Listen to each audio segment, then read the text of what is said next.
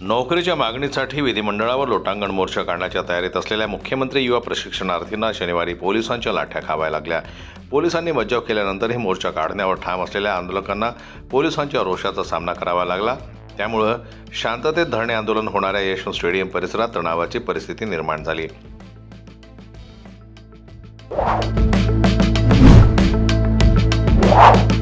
अकोला शहरातील महेश कॉलनीमध्ये एका घरात 28 वर्षीय तरुणीनं गळफास घेऊन आत्महत्या केल्याची घटना उघडकीस आली होती. 7 डिसेंबर रोजी ही घटना घडली होती, पण तरुणीनं आत्महत्या केली नव्हती, तर तिची हत्या करण्यात आली होती असं तपासातून उघड झालंय. ज्या तरुणानं पोलिसांना तिच्या आत्महत्येची माहिती दिली त्यानंच तिची हत्या केल्याचं निष्पन्न झालंय.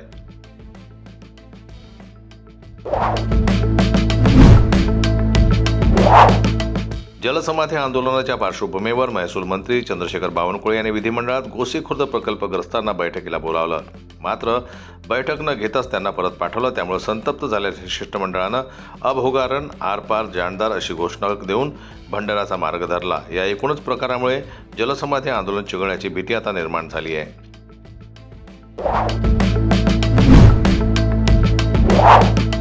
एकनाथ शिंदे यांनी पुन्हा स्वतःची पॉवर काय आहे हे दाखवून दिलं आहे.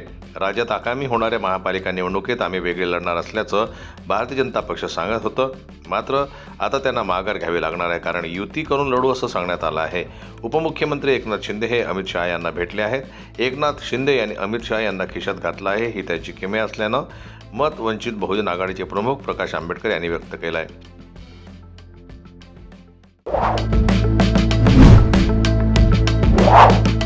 राज ठाकरेंचं पत्र मी अजून वाचलेलं नाही, पण बेपत्ता होणाऱ्या मुली संदर्भात मी आकडेवारीसहित त्याची कारणे दिली आहेत. परत किती येतात हेही सांगितलेलं आहे. यातला महत्त्वाचा मुद्दा आहे की एखादी मुलगी घरून भांडून गेली आणि परत 3 दिवसात आली तरीही आपण कंप्लेंट दाखल करतो. त्यामुळे त्याची संख्या मोठी दिसते. वर्षभरात 90% वर मुली परत आणतो. त्यांनी नेमकं पत्रात काय लिहिलं आहे ते मी न वाचल्यानं उत्तर देऊ शकणार नाही. मात्र ज्या काही शंका असतील त्यावर मी नक्की उत्तर देईल अशी प्रतिक्रिया मुख्यमंत्री देवेंद्र फडणवीस यांनी व्यक्त केली.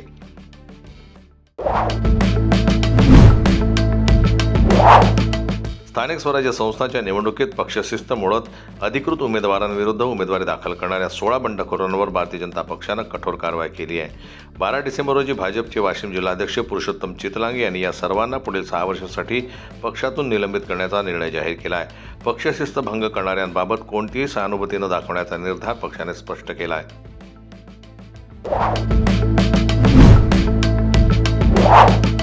सारथी प्रवेशावर लिमिट येणार असल्याची माहिती उपमुख्यमंत्री अजित पवार यांनी दिली आहे. एकाच कुटुंबातील 5-5 लोक PhD करत आहेत असंही त्यांनी म्हटलं आहे. तर यावर उत्तर देताना शिवसेना ठाकरे गटाच्या नेत्या सुषमा अंधारे यांनी अजित पवार यांना जोरदार टोला लगावला आहे. PhD करणं म्हणजे अंगठा कागद काळा करण्या एवढं सोपं नाही असं त्यांनी म्हटलं आहे.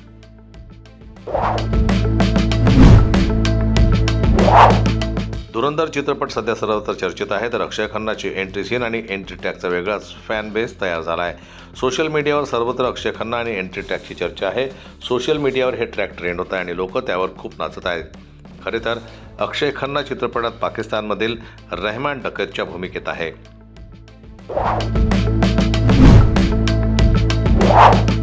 सलमान खानचा लोकप्रिय शो बिग बॉस 19 नुकताच संपलाय.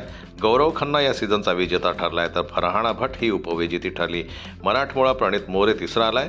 स्टँडअप कॉमेडी करत बिग बॉसच्या फिरायला तिकीट मिळवणारा प्रणित त्याच्या विनोदी शैलीमुळे घराघरात पोहोचला. त्याच्या साधेपणाने आणि नंतर कॉमेडीने सर्वांची मने जिंकली. प्रणितने त्याच्या स्टँडअप कॉमेडीच्या शोमध्ये अनेक कलाकारांवर जोक केले होते.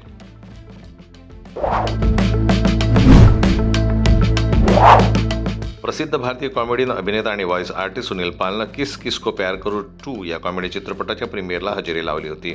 त्यावेळी सुनील पालचा एक व्हिडिओ सोशल मीडियावर व्हायरल झाल्यानं चर्चेत आला आहे.